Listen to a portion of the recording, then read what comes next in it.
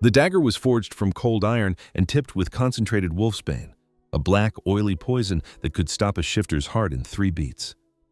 Vesper hovered over the sleeping king, her heart hammering against her ribs like a trapped bird. She raised the blade. She steadied her breath. She lunged, but the king was not asleep. In the fraction of a second before the poison touched his skin, a hand the size of a bear trap shot up. It caught her wrist with a force that cracked the bone. He didn't just stop her. He yanked her down, slamming her body against his massive, naked chest. His eyes snapped open, glowing, terrifying, molten gold. "You brought wolfsbane to my bed," he growled, the sound vibrating through her bones like an earthquake. "That is not a mating ritual, little mouse." "Welcome back, my beautiful family. Before we find out if Vesper survives the night in the Alpha's den, I need you to do me a quick favor and hit that subscribe button if you haven't already. And drop a comment below. Tell me, where are you watching from today? I love seeing how far our pack has grown. All right, grab a snack, get comfortable, and let's dive into this story. The mission had been suicide from the start. Everyone knew it. Vesper knew it. But when the High Council of the Southern Resistance drew lots, hers was the short straw. She was the best they had. An Omega born with a genetic anomaly, she had no scent. To the noses of the Alpha Guards patrolling the Northern Citadel, she was invisible, a ghost, a gap in the air. It made her the perfect assassin. For 3 weeks, she had lived in the walls of the Ice Palace. She had eaten rats. She had slept on cold stone. She had watched King Vorian from the ventilation shafts, learning his routine, his breathing, his arrogance. Vorian was a monster. The stories said he ate the hearts of his enemies. They said he had burned the entire Valenwood pack alive just to make a point about borders. He was 7 feet of scarred muscle and ancient rage, a prime alpha who hadn't felt fear in a decade. Tonight, he would feel it. Vesper slipped out of the shadows of the royal bedchamber. The room was freezing. Vorian slept with the balcony doors open to the winter storm. Snow drifted across the black marble floor. She crept toward the bed. It was a massive thing, carved from the bones of leviathans and draped in furs thick enough to smother a man. And there he was, the Wolf of Winter. He slept on his back, one arm thrown over his eyes. The heavy furs had slipped down to his waist, revealing a torso that looked like it had been chiseled from granite and then mauled by bears. Scars crisscrossed his skin, white lines of violence that told the history of his reign. Vesper drew the dagger. Her hand didn't shake. She had killed before. Rogues, traitors, spies, but never a king. "This is for the burning," she thought, tightening her grip. "This is for the families you erased." She stepped onto the dais. She leaned over him. The heat radiating from his body was intense, a furnace combating the winter air. She aimed for the hollow of his throat. She struck. The impact never came. One moment she was driving the blade down, the next the world blurred. Vorian's hand moved faster than thought. He caught her wrist inches from his jugular. The sudden stop jarred her entire arm, a shockwave of pain shooting up to her shoulder. Before she could gasp, he pulled. Vesper flew through the air, slamming chest first into him. It was like hitting a wall of hot iron. The air left her lungs in a pained wheeze. His legs, heavy and hard as tree trunks, scissored around hers, trapping her lower body instantly. "You hesitated," a deep voice rumbled against her ear. It was a sound of pure, dark amusement. Vesper struggled, panic flaring hot and bright. She tried to knee him, but he was too heavy. She tried to bite, but he shifted, pinning her shoulder with his free hand. He looked down at her. His eyes were fully shifted. There was no human iris left, just a pool of glowing radioactive gold with a vertical slit pupil. "Who sent you?" he asked. His voice wasn't a shout. It was a low, dangerous purr that made the hair on her arms stand up. "The Resistance? The Southern Witches? Or are you just a rogue with a death wish?" "I sent myself," Vesper hissed, baring her teeth. "Die, butcher!" She tried to twist the knife free using her leverage, but Vorian just squeezed. He squeezed until something in her wrist popped. Her fingers went numb, and the silver dagger clattered onto the stone floor. "Careful," Vorian murmured, his face inches from hers. "You might cut yourself." He leaned closer. He inhaled. Vesper flinched. This was it, the execution. Alphas didn't interrogate assassins in their beds, they ripped their throats out. She squeezed her eyes shut, waiting for the teeth, but the bite didn't come. Vorian froze. His massive body went rigid beneath her. He inhaled again. A long, shuddering drag of air, sniffing the hollow of her neck where her pulse was hammering a frantic rhythm. "Sage," he whispered. The word sounded confused. "Sage and gunpowder?" He pulled back, shifting his grip so he wasn't crushing her, but still pinning her completely. He looked at her face, really looked at her, sweeping away the hood of her stealth suit. The aggression in his eyes wavered, replaced by a dawn of confusion. And then, horror. And then, hunger. Vesper felt it too. Now that the adrenaline of the attack was fading, a strange heat was blooming in her chest. It wasn't the heat of exertion, it was a biological hum, a magnetic pull that started in her marrow and radiated outward. It made her skin prickle where his skin touched hers. It made her want to press closer, even as her mind screamed to run. It was the pull, the sickness, the mate bond. "No," Vesper gasped, the realization hitting her harder than his fist could have. "No, not you. Anyone but you." "Yes," Vorian breathed. He looked at the woman beneath him, the assassin who had just tried to murder him, with a look of profound, terrifying wonder. "You are mine." "I'm here to kill you," Vesper shouted, struggling against his grip. "I hate you. You destroyed the South." "And yet," Vorian said, his voice dropping an octave, becoming something primal and possessive, "my wolf is currently purring. He doesn't want to kill you, little assassin. He wants to build a nest around you." He released her wrist. It was a test. Vesper knew it. The dagger was on the floor, just out of reach. She could dive for it. She could try to finish the job, but she couldn't move. Her body betrayed her. Her muscles turned to water. Being this close to him, smelling the scent of pine, old blood, and winter storms on his skin, it filled her with a sickening sense of safety. Vorian watched her war with her own instincts. A slow, arrogant smile spread across his face. "You feel it," he said. "The biology overrides the ideology, doesn't it?" He sat up, dragging her with him, effortlessly maneuvering her until she was sitting in his lap, his arms caging her in. "This complicates things," Vorian mused, looking at the door. "The law says I must execute any assassin within the hour. My beta, Kalen, is probably outside the door right now, waiting for the signal. If I kill you, my wolf will go insane. If I let you go, you will try to kill me again." "I will," Vesper promised, though her voice lacked its earlier fire. "I won't stop. I will find a way." "You won't," Vorian said softly, "because you are my mate, and you cannot kill the other half of your soul." He reached out, brushing a stray lock of dark hair from her forehead. His touch was electric, calloused and rough, but surprisingly gentle. "I'm a greedy king, Vesper.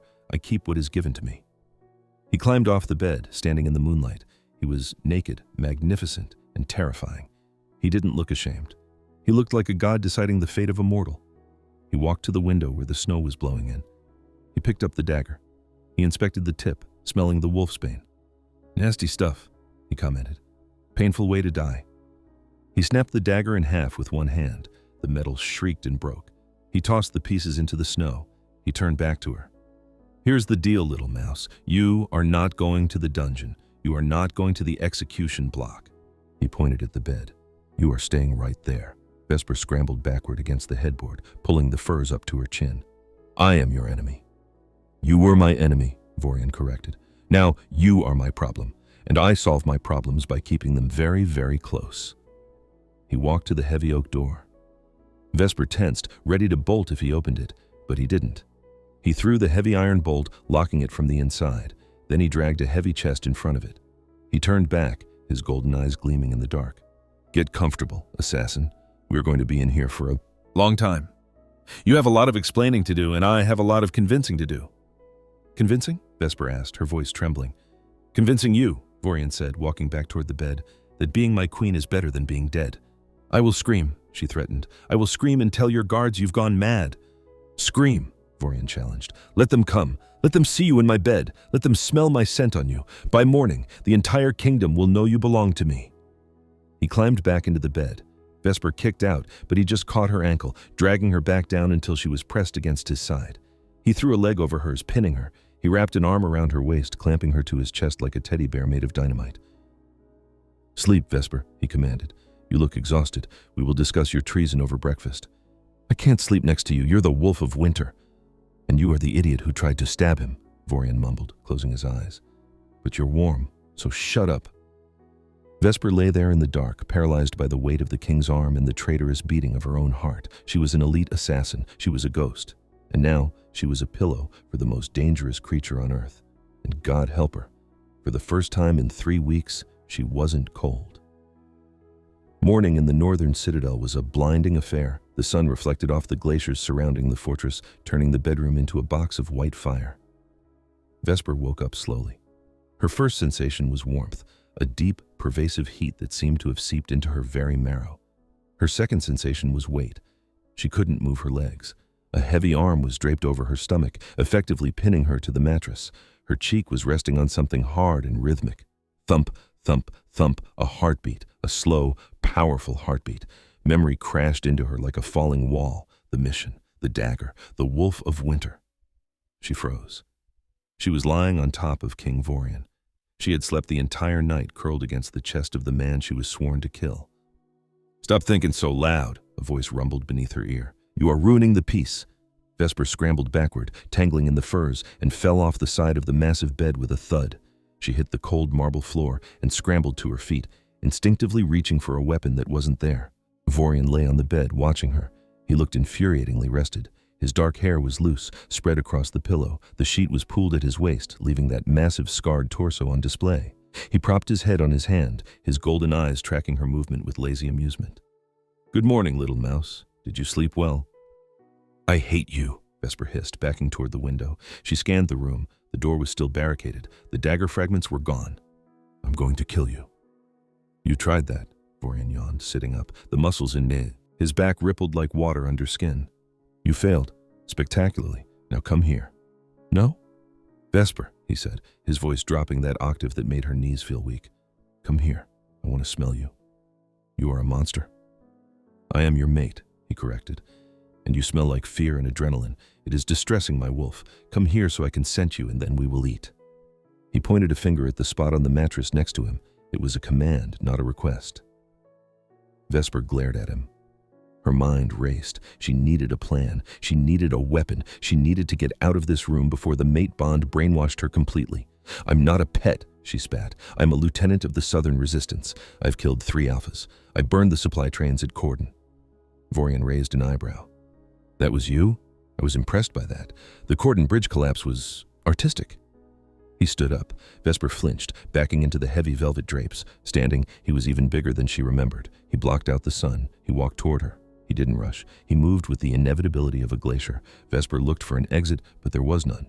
He cornered her against the glass doors of the balcony. He placed his hands on the glass on either side of her head, caging her in. He leaned down. He didn't touch her skin. He just buried his face in the crook of her neck and inhaled deeply.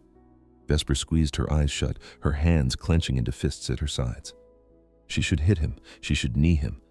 But the moment his scent hit her, that overwhelming mix of pine, storm, and alpha, her body betrayed her again. Her head tilted back. Her pulse jumped.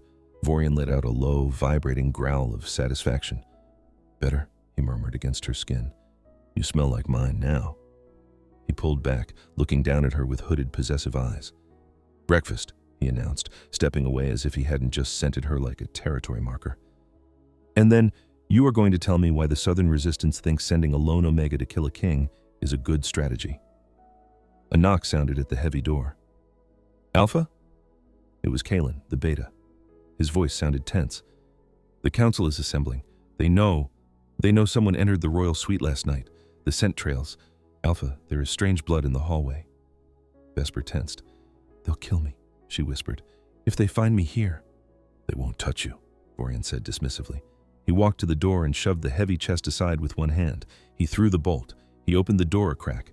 Vesper couldn't see Kalen, but she heard the sharp intake of breath. "Alpha, you are alive." "Disappointed?" Vorian asked dryly. Alpha, there is a scent coming from your room. It smells like my mate," Vorian finished. "Send breakfast, for 2, lots of meat, and tell the council I will address them at noon." "Sire, who is she?" "She is a guest," Vorian said. "And if anyone enters this wing before I come out, I will take their head. Clear?" "Crystal, sire." Vorian slammed the door and locked it again. He turned back to Vesper, looking smug. "See? Safe." "You're insane," Vesper said, sliding down the wall to sit on the floor. "You can't just keep an assassin in your bedroom. Your pack will revolt. My people will come for me." "Let them come," Vorian said, walking to the wardrobe and pulling out a tunic. He pulled it over his head, hiding the scars, transforming from a wild animal back into a king. "I enjoy a good fight." He tossed a bundle of clothes at her, a heavy wool dress in deep forest green. "Put that on. The leather suit smells like the sewers you crawled through." Vesper looked at the dress. "I'm not wearing your colors."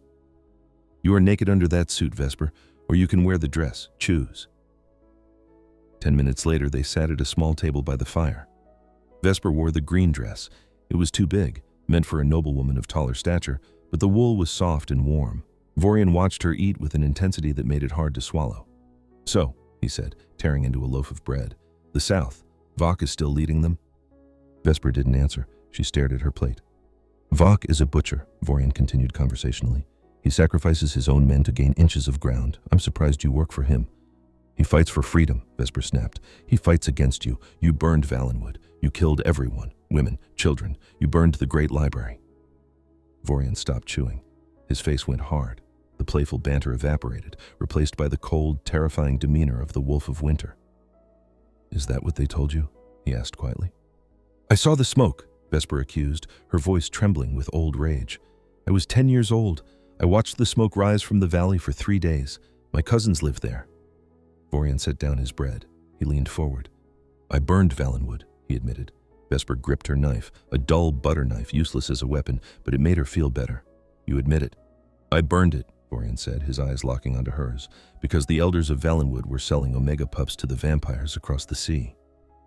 The room went silent. The fire popped in the grate. Vesper stared at him. "Liar." "Vok didn't tell you that part?" Vorian asked, his voice bitter. "He didn't tell you that when my scouts breached the city, we found cages? We found 300 children packed into crates marked for shipping to the blood courts?" "No," Vesper whispered. That's propaganda. That's a lie you tell to justify genocide." "I burned the city to kill the infection," Vorian said grimly. "I evacuated the children. I brought them here. Half the orphans in my citadel are Valenwood survivors. I raised them. I fed them." He stood up, his chair scraping loudly against the stone. He walked to a bookshelf and pulled down a heavy ledger. He threw it onto the table in front of her. "Read it," he commanded. "Shipping manifests, signed by the Valenwood elders, payment records in blood gems." Vesper stared at the book. She didn't want to open it.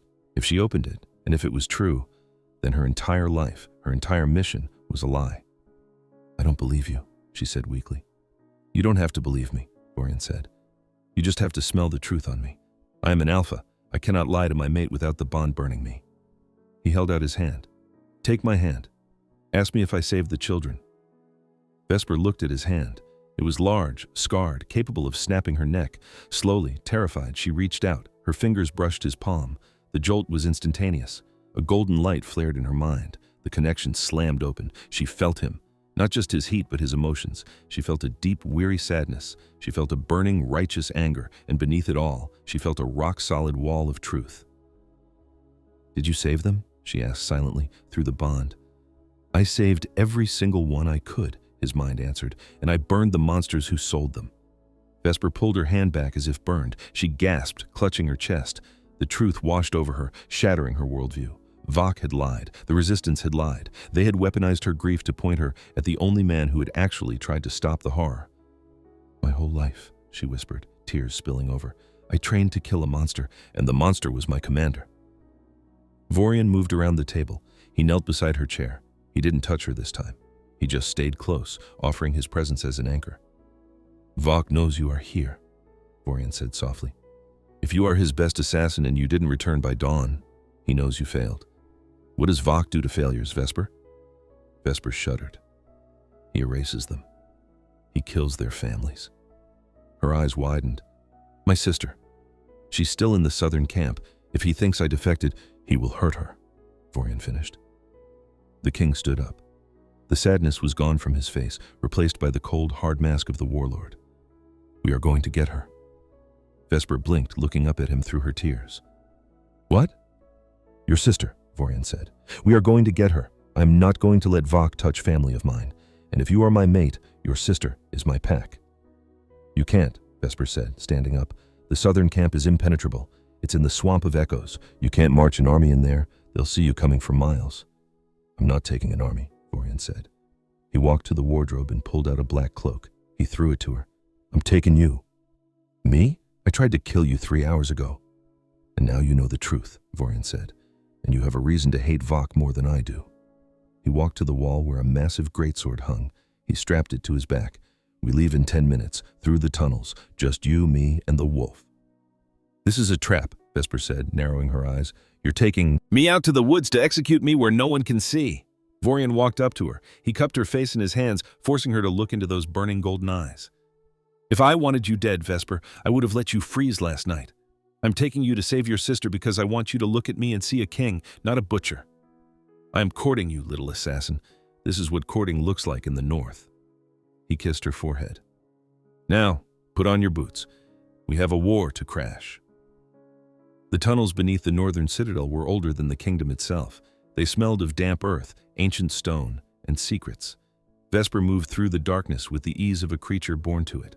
Vorian followed, his massive frame surprisingly quiet. He had shed his heavy furs for a tactical leather tunic that allowed for movement, the greatsword strapped to his back gleaming dully in the faint phosphorescent light of the underground moss.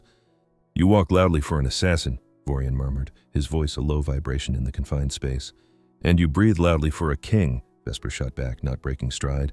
You sound like a forge bellows. It's the air down here, stale, dead. It's the only way into the Swamp of Echoes without triggering the perimeter wards. Vok has blood magic sensors on the main roads. If you marched your army down there, they'd boil in their armor before they saw the first tent. Vorian grunted. Blood magic, a coward's weapon. Effective, though. They walked in silence for another mile. The tension between them was a physical thing, a wire pulled tight. Vesper could feel his eyes on her back. She could feel the heat of him even 5 paces away. The mate bond was settling into her system, no longer a frantic alarm, but a steady, thrumming background noise. It felt like tethering, like gravity shifting so that down was no longer the earth, but him. Why did you trust me? She asked suddenly, stopping at a fork in the tunnel. You gave me a weapon. You followed me into the dark.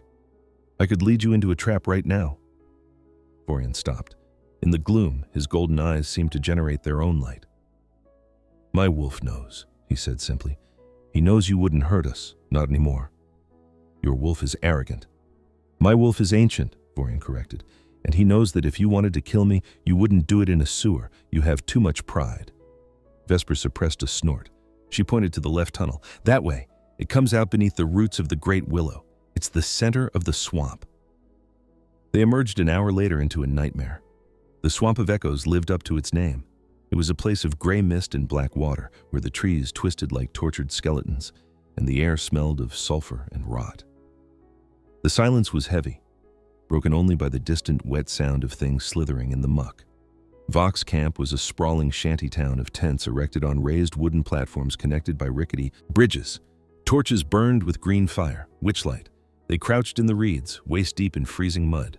Vorian looked out of place here. He was a creature of snow and stone, too bright, too clean for this filth, but he didn't complain. He watched the patrol patterns with the cold calculation of a general. There, Vesper whispered, pointing to a large tent in the center of the cluster.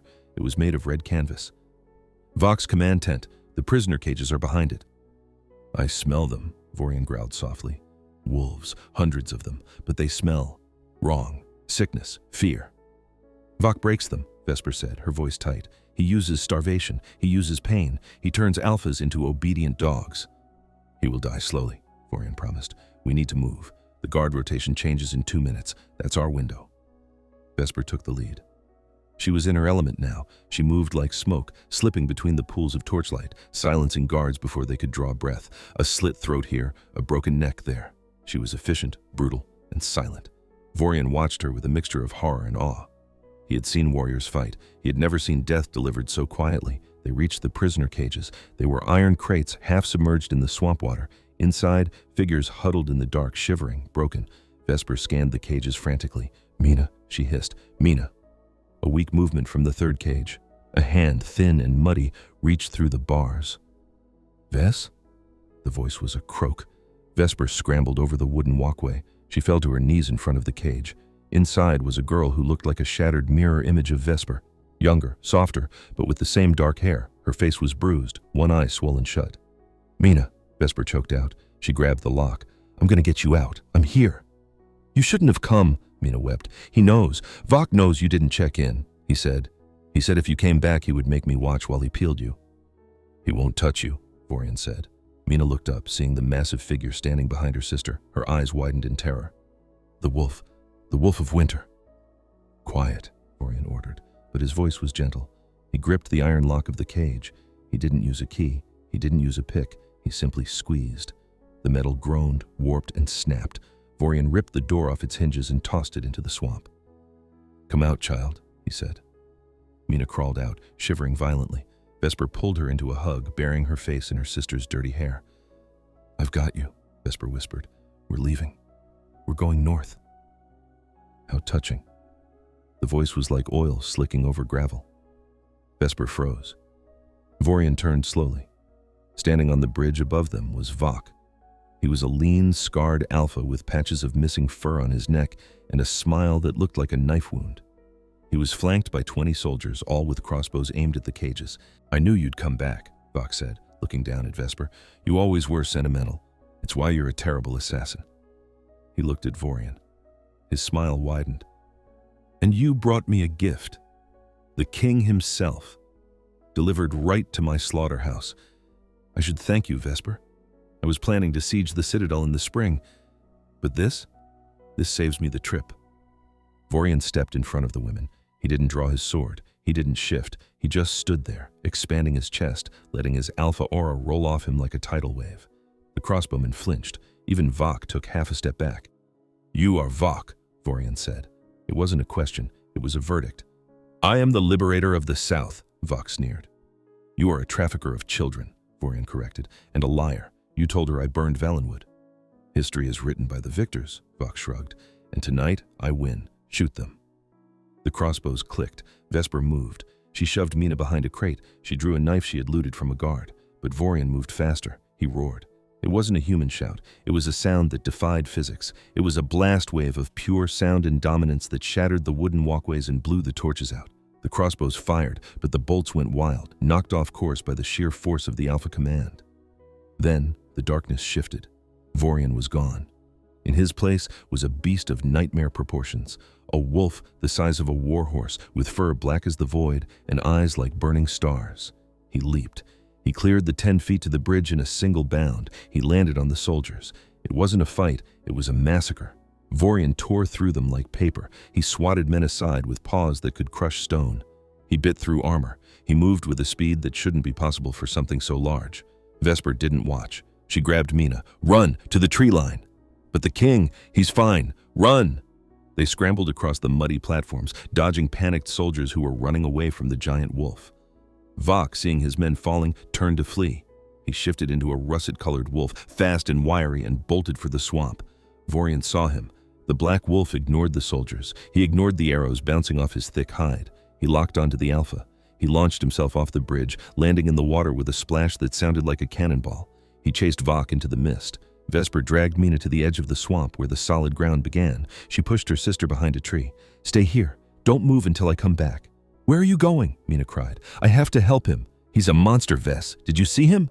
"He's my monster," Vesper said fiercely. She turned and ran back into the chaos. She found them in a clearing of dead trees. Vok had turned to fight, realizing he couldn't outrun the king. The two wolves were a blur of fur and teeth. Vok was fast, vicious, aiming for the eyes, for the hamstrings. But Vorian was power incarnate. Vok managed to sink his teeth into Vorian's shoulder.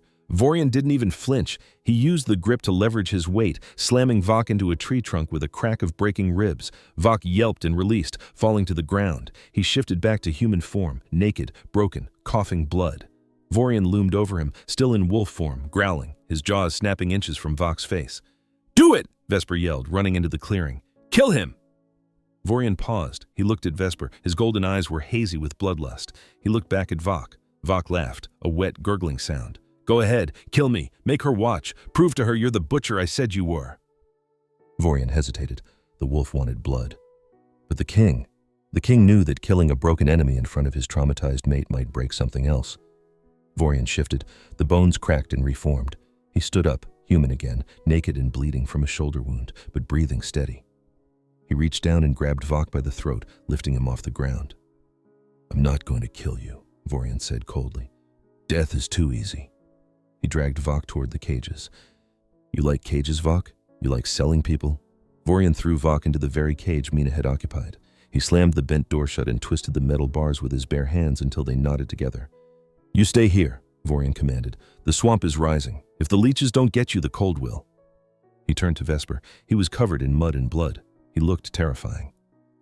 "Is your sister safe?" he asked. Vesper stared at him.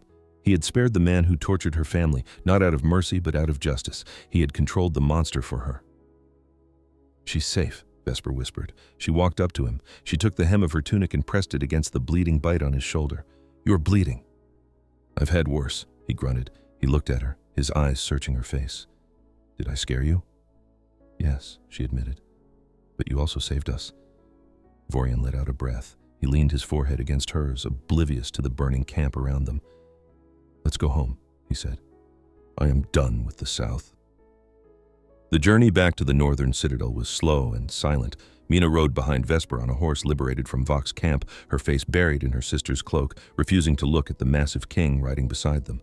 Vorian didn't push. He rode with the stoic patience of a man used to being feared, his shoulder bandaged but his posture unyielding. When the citadel finally loomed out of the mist, a fortress of black stone and ice against the gray sky, Vesper felt a strange twisting sensation in her chest. 3 days ago, she had looked at those walls as a target. Now, seeing the banners snap in the wind, she felt something dangerously close to relief. They rode through the gates. The courtyard was packed. Kalen the Beta had assembled the guard, his face tight with worry. When he saw Vorian alive, albeit bloodied, the tension broke like a fever. "Alpha!" Kalen shouted, running to hold the king's stirrup. "We feared the worst. The council is in an uproar. They say you vanished. They say the assassin took you." Vorian dismounted, wincing slightly as his shoulder pulled. He handed the reins to a stable boy and turned to help Vesper down.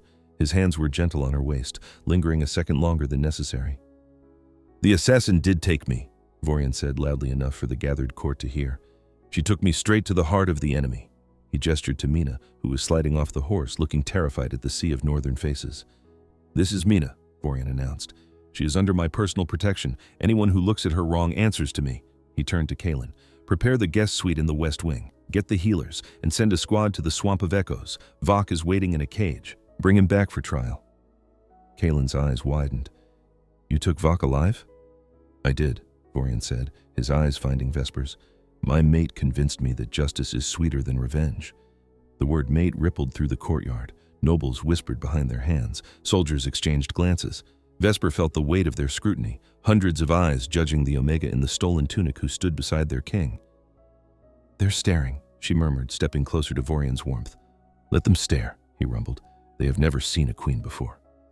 He led them inside. The next week was a blur of politics and healing. Mina recovered slowly, her physical wounds knitting together under the care of the northern healers, though her nightmares persisted. Vesper spent her days with her sister and her nights with the king. They didn't sleep together again, not really. Vorian had moved a second bed into his chambers for her. "Because I don't trust you not to stab me in my sleep," he joked, though his eyes said, "Because I want you near." They talked, they argued, they mapped out the new treaties for the South. Vesper learned that Vorian wasn't just a warrior, he was a builder. He showed her the plans for the schools he had built for the war orphans. He showed her the trade agreements that would bring food to the starving southern villages, agreements Vox had blocked to keep his people desperate and obedient. "He starved us," Vesper whispered one night, looking at the grain manifests. "He told us the North was hoarding food, but he was the one burning the silos." "Tyrants need enemies," Vorian said from his desk, where he was signing orders by candlelight. "If the people aren't afraid of me, they might start looking at him." Vesper looked at him. The firelight softened the hard lines of his face. He looked tired. He looked lonely. "You aren't a monster," she said. Vorian stopped writing. He didn't look up. "I have done monstrous things, Vesper. Do not paint me as a saint. I burned a city. To save the children. It still burned." He finally looked at her. His golden eyes were dark with old guilt. "I am a weapon, Vesper. That is how I was raised. That is what my father made me. I break things. That is my nature." Vesper stood up. She walked across the room. She was wearing a nightgown of soft white wool, her feet bare on the stone. She stopped in front of his desk. "You fixed the cage," she said. "You fixed Mina. You fixed me." She reached out and took the quill from his hand. She set it down. Then she took his hand in hers. "Weapons don't build schools, Vorian. Weapons don't save enemies." She pulled him up. He stood towering over her, but he let her lead him. She guided him to the window where the moonlight spilled in. "Vox broke me," she whispered. "He turned me into a killer. I thought that was all I was. A knife in the dark." She looked up at him. "But when I'm with you, I don't feel like a knife. I feel like a shield." Vorian made a low sound in his throat. He cupped her face, his thumbs brushing her cheekbones. "You are the only thing in this world that makes sense to me," he rasped. I look at you, and the noise stops, the rage stops. He leaned down. His lips brushed hers, a feather-light touch, a question. Vesper didn't pull away. She rose on her toes and kissed him back. It wasn't the desperate, adrenaline-fueled kiss of the swamp. It was slow. It was deep. It was a claiming of a different kind. It was two broken people fitting their jagged edges together and realizing they made a whole. When they broke apart, Vorian rested his forehead against hers. "The trial is tomorrow," he said. "Vok arrives at dawn. The council will want an execution." "He deserves it," Vesper said. "He does. But if I kill him, the South will see a martyr. They will see the Northern King crushing their leader." "Then let me do it," Vesper said. Vorian pulled back to look at her. "What?" "Let me speak," she said. "Let me tell them the truth. Let me show them the ledgers. Vok's power comes from his lies. If I kill the lie, the man is nothing." Vorian studied her. He saw the steel in her spine, the intelligence in her eyes. He saw the queen she was becoming. "It will be dangerous," he warned. "The council hates you. They see you as an assassin." "I am an assassin," Vesper smiled, a sharp, dangerous expression that mirrored his own. "I know how to handle a room full of targets." The trial of Vok was held in the Great Hall. It was packed to the rafters. Northern lords in furs stood shoulder to shoulder with the southern refugees Vorian had granted sanctuary. Vok stood in the center of the room, chained in silver. He looked haggard, his face bruised, but his eyes were still defiant. "This is a farce!" Vok shouted, his voice echoing off the stone. "You bring me here in chains to mock our people. You are a tyrant, Vorian. You butcher the South and call it justice." The crowd murmured. Vok was charismatic. Even in chains, he knew how to play the victim. Vorian sat on his throne, his face impassive. "I did not bring you here to mock you, Vok. I brought you here to answer for your crimes. My only crime was fighting for freedom." "Liar." The voice cut through the noise like a blade. Vesper stepped out from the shadows behind the throne. She wasn't wearing the assassin's leathers. She wasn't wearing a queen's gown. She was wearing the simple, sturdy tunic of a southern commoner. She looked like one of them. She walked down the steps of the dais. The guards tensed, but Vorian waved them down. "Vesper," Vok sneered. "The traitor, the whore who warms the tyrant's bed. Do you have no shame?" "I have shame," Vesper said, her voice clear and steady. "I'm ashamed that I followed you. I'm ashamed that I killed for you. I'm ashamed that I let you turn my grief into a weapon." She turned to the crowd. She looked at the southern refugees, people she recognized, people she had grown up with. "He told us the North burned our homes," Vesper said. "He told us Vorian stole our children." She held up the ledger Vorian had given her. "This is the shipping manifest from Valenwood, signed by Vok." She threw the book into the crowd. A southern elder caught it. He opened it, his hands shaking. It lists the children," the elder whispered. "My grandson, he is listed here, sold for gold." "No," Vok shouted. "It's a forgery, a northern trick." "Is it?" Vesper asked. "Then why did I find my sister in a cage in your camp, Vok? Why were there hundreds of our people starving in the swamp while you feasted in your tent?" She walked up to him. She stood toe-to-toe with the man who had owned her life for 10 years. "You didn't fight for freedom," she said softly. "You fought for power. You are not a liberator. You are a slaver." The mood in the room shifted. It was a physical thing, a wave of realization and rage rolling through the crowd. The southern refugees began to shout.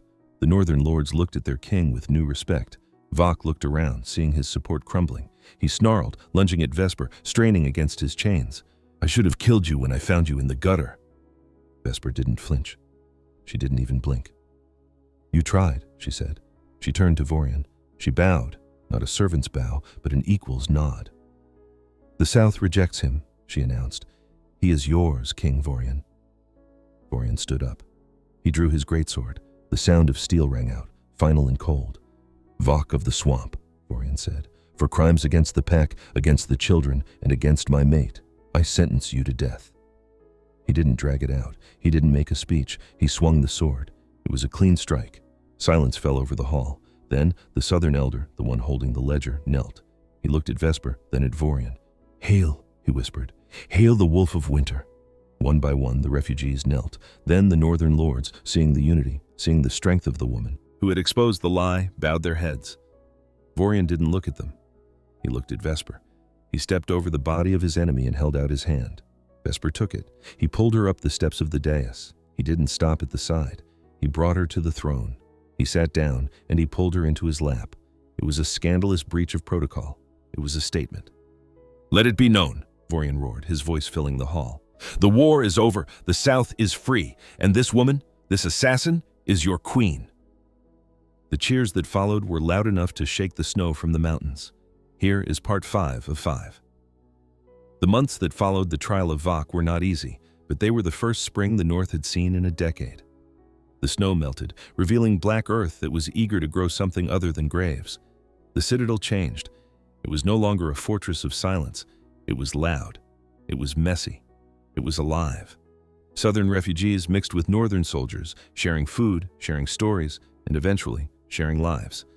The integration wasn't perfect. There were brawls in the taverns and arguments in the council, but they were arguments between neighbors, not enemies. Vesper stood on the balcony of the royal suite, watching the sunset paint the glaciers in shades of pink and gold. She wore a gown of deep crimson, the color of the north, but her hair was braided in the southern style. She was the bridge. "You are thinking too loud again," a voice rumbled behind her.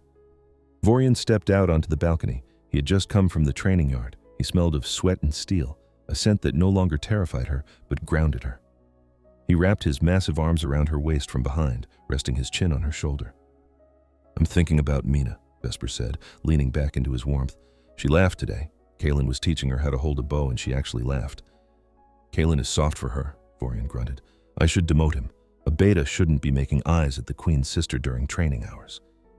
"You won't demote him," Vesper smiled. "You like him happy. It makes him less annoying during budget meetings." Vorian chuckled, a sound that vibrated through her chest. "You know me too well, little assassin.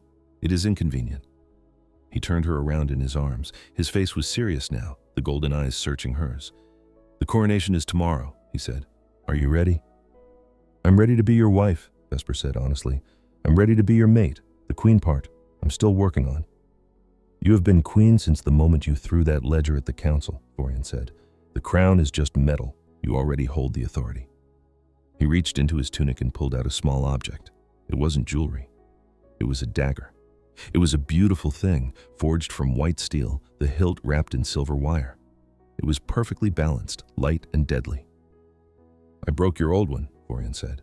"I thought you might need a replacement." Vesper took the dagger. She tested the weight. It was exquisite.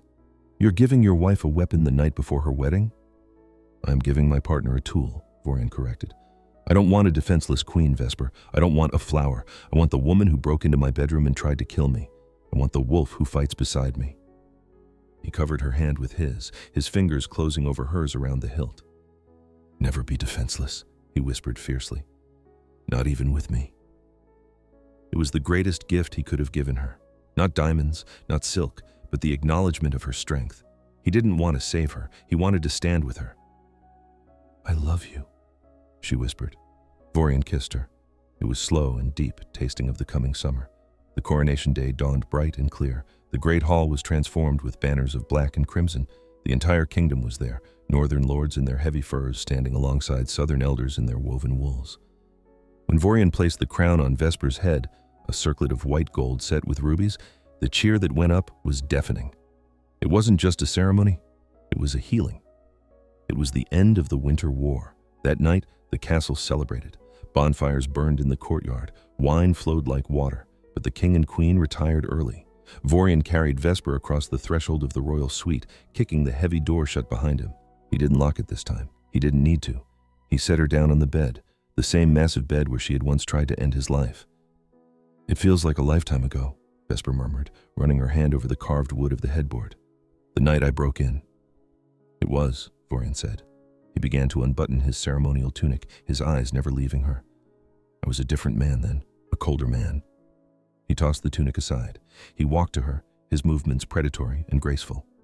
"And you," he murmured, touching the crown that still rested on her dark hair. "You were a ghost. You had no scent. And now?" Vorian leaned down. He buried his face in the curve of her neck, inhaling deeply. "Now," he growled, "you smell like home. You smell like wild mint and the first snow of winter. You smell like mine." He lifted the crown from her head and set it on the bedside table. Then he kissed her, pushing her back into the furs. There was no hesitation this time. No fear. Vesper didn't freeze. She reached for him. She pulled the wolf of winter down to her, wrapping her legs around his waist, meeting his fire with her own. They made love with the windows open to the mountains, the cool air mixing with the heat of their skin. It was acclaiming, absolute, and final. When Vorian bit her marking spot, sealing the bond forever, Vesper didn't cry out in pain. She cried out in triumph. Later, as the moon set over the glaciers, Vesper lay curled against Vorian's chest, listening to the steady, powerful beat of his heart. She looked at the white dagger resting on the nightstand next to the crown. She had come to this castle to destroy a monster. She had failed. Instead, she had found a king who loved the monster in her. Vorian stirred, his arm tightening around her. "Sleep, my queen," he mumbled into her hair. "The wars are over." Vesper closed her eyes. She wasn't cold. She wasn't alone. She wasn't a ghost. She was Vesper of the North, and she was finally, truly home.